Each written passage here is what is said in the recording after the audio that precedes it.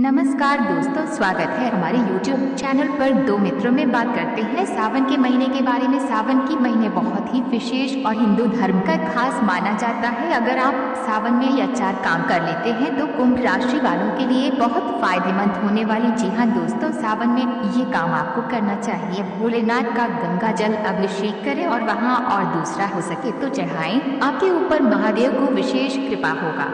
साथ देवघर एक ऐसा नगरी है जहाँ हर एक देवता का वास है, इसलिए देवघर कहा जाता है। देवघर बाबा का नगरी है। देवघर अनुकूल से भरा हुआ है। अगर आप देवघर आकर बाबा को जल चढ़ाते हैं तो आपके ऊपर से सारे संकटों का सर्वनाश हो जाएगा और आपका जीवन एक शांति और मंगलमय हो जाएगा। आपको गंगा जल अभिषेक करने का बाद आपको ओम हरि ओम नमः शिवाय का जाप करना चाहिए और नंदी महाराज को भी अभिषेक करना ना भूले। सावन एक ऐसा पावन महीना है जो कि इस साल 2 महीने रहने वाले 15 दिन इस महीने में रहेगी, 15 दिन उस महीने में रहेगा। सावन में आप पूजा सच्ची श्रद्धा से करें तो आपका जीवन में मंगलमय ही होगा। दोस्तों, बात करते हैं दुखों का। दुख जिंदगी में आते रहते हैं मगर भोलेनाथ का कृपा छुपा लेते हैं। उसका जीवन में कोई दुख तकलीफ नहीं रहते। जो भी झोली खाली लेकर आता है बाबा का नगर इसे भरकर ही जाता है। भोलेनाथ का जो कृपा पाले वही मोक्ष प्राप्त कर लेता है।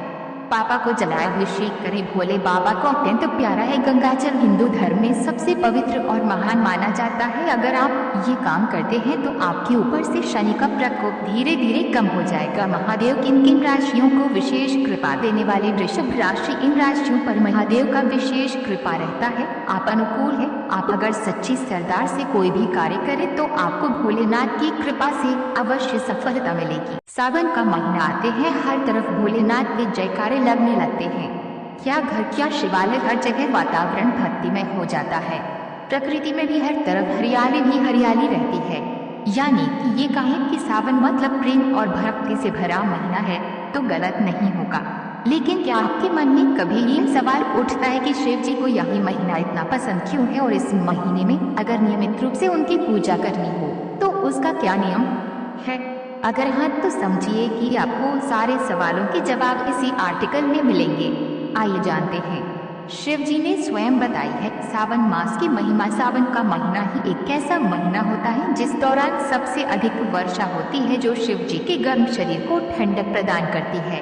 सावन महीने की महिमा भोलेनाथ ने भी बताई है।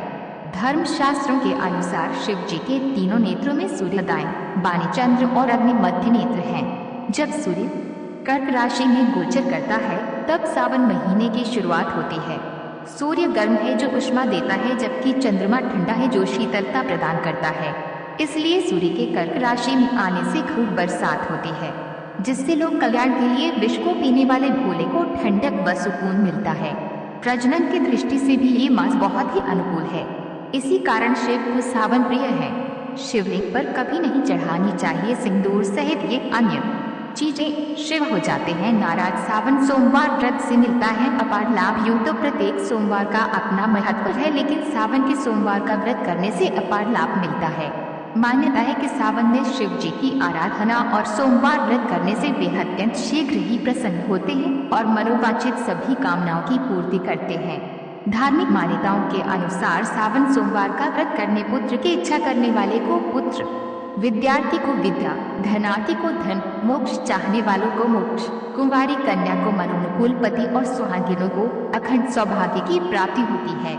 इसलिए विशेष महत्वपूर्ण है सावन मास का व्रत। सावन मास में व्रत का विशेष महत्व है।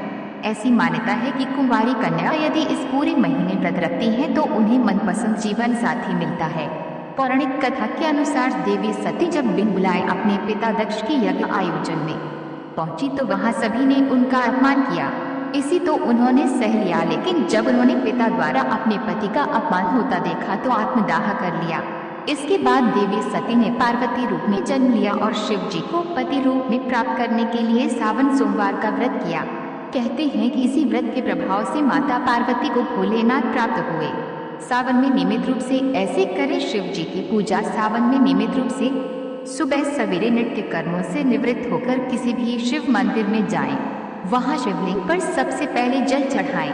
इसके बाद भाग मिला हुआ कच्चा दूध चढ़ाएं।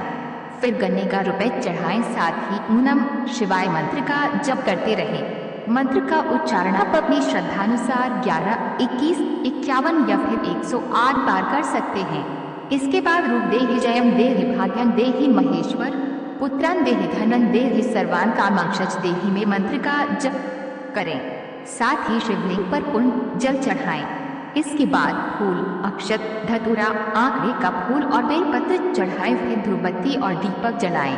इसके बाद भोलेनाथ की आरती पढ़ें। श्रावण फास्टिंग रूल्स कुछ भी हो जाए, इन 4 महिलाओं और पुरुषों को नहीं रखना चाहिए। सावन का व्रत आरती के बाद पढ़ें यह मंत्र और करें पूजा का समापन। आरती पढ़ने के बाद कपूर गौरन करुणावतारन संसार सारन भुजगेंद्र हारम सदा वसंत विद्या बिंदे भवानी सहितम नमामि को 5 बार पाठ करें।